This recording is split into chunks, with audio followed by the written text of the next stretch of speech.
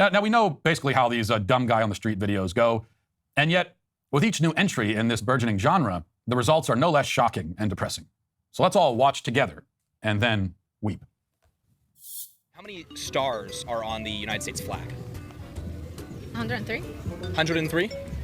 Yeah. 32. What ocean is on the east side of the United States? What ocean? Can I Google it? You guys know this. I know this. I don't know this. What country is the Queen of England from? I'm not a politics guy. I ain't gonna lie. I don't know. I really don't know. Just take a guess, like what country is the Queen of England from? Europe? I don't know. I don't know. I just took a guess. What's the capital of the United States? There's a capital? What? Yes. Lexi. Take a guess. I don't know. Probably California. Yeah, that's right. It is? No, the United States. Do we know? Stop! I knew he was gonna embarrass us. I know, dude, wait. I didn't want to think because I don't want to sound dumb. Well, just There's no capital of the United literally, States. isn't Is there no capital?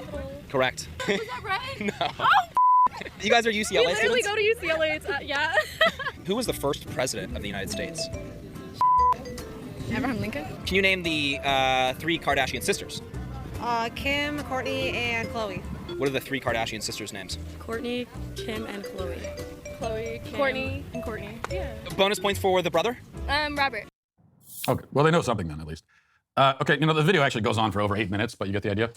It's hard to pick one moment as a favorite from that 1.5 minute clip there. Perhaps it's the fact that these people not only can't name the capital of the United States, but they refuse to believe that we even have one. Or maybe it's the fact that they've somehow lived their entire lives up until this point without knowing about the Atlantic Ocean. Or maybe it's the girl who said, and I quote, "I don't want to think because I don't want to sound dumb." She apparently doesn't realize that not wanting to think is exactly what's got her into this mess to begin with. But you can't expect self-awareness from stupid people. That's one of the reasons why morons always end up humiliating themselves in these kinds of videos, because you might think that they would at least know that they don't know anything and would thus decline to be quizzed on trivia in front of a camera. But then again, as Socrates observed, knowing how little you know is wisdom, and these people are anything but wise. Now, it's easy enough to see this sort of thing and dismiss it as cherry-picked and sensationalist. Surely they spoke to people who answered all the questions with ease and therefore didn't make the final cut. And maybe that's true, sure. But the fact remains that anyone can grab a camera, as we've seen, and a microphone, and they can walk down any busy street in any city or across any college campus, and they can run into an endless stream of drooling idiots who, despite being highly educated on paper, are so mind-numbingly stupid that my 5-year-old would make a better Jeopardy contestant than they would.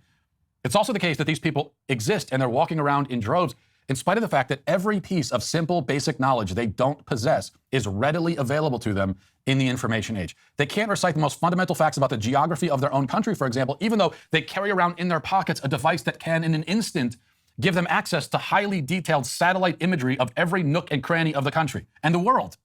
They can look at Antarctica if they want to. They can pull out their smartphones. I wonder what's going on the South Pole right now and look at it. Which is something that I often do. I check on the South Pole just because, why not?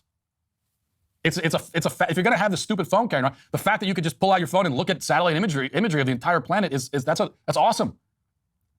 Why not make use of that? Well, they've never done that, no, because they have no curiosity about the world. Instead, they're just looking at TikTok videos. They can actually see the entire country, and yet they know less about it than the average American in the year 1802, back before the Lewis and Clark expedition had even reached the Pacific Ocean. The Pacific Ocean, by the way, ladies, is the one on the west side. It's the one that you were right next to in Los Angeles. People knew more about what the world looked like at a time when every map was speculative and wrong. That's the reality. And we know that people are this stupid, not just because of YouTube videos, but because every survey, poll, or study done on the subject has verified it. Americans are, it's a fact, woefully ignorant about history, geography, civics, everything. It's proven by all the available data. And the problem only gets worse with each successive generation, even as each successive generation is more educated than the last. Consider this. Gen Z is the most educated generation in the history of the world. And yet they don't know anything. So to emphasize again, those women in the video are current UCLA students, accepted into the school, will surely graduate with honors probably, and yet they don't even know that the United States has a capital, much less can they name it. So what are the takeaways here? Too many to list, but I'll give two. To start with, I'm going to climb back up on my familiar soapbox and once again declare that the greatest threat to our democracy is the fact that so many people are allowed to participate in it. We have too many people voting. The people in that video know absolutely nothing about the country they live in or its political system, and yet they're allowed to participate in that system, and their voice counts just as much as yours or mine. We might as well give voting rights to animals at the zoo or vegetables at the produce section at the grocery store if we're going to give them to the sorts of idiots who can't tell you which ocean resides directly to our east. The idea that voting is a right, which comes with no responsibilities at all, is total madness. Every right carries responsibilities. Everyone needs to understand this. And the responsibility of voting, the most essential responsibility of all, is to maintain a basic level of awareness and engagement.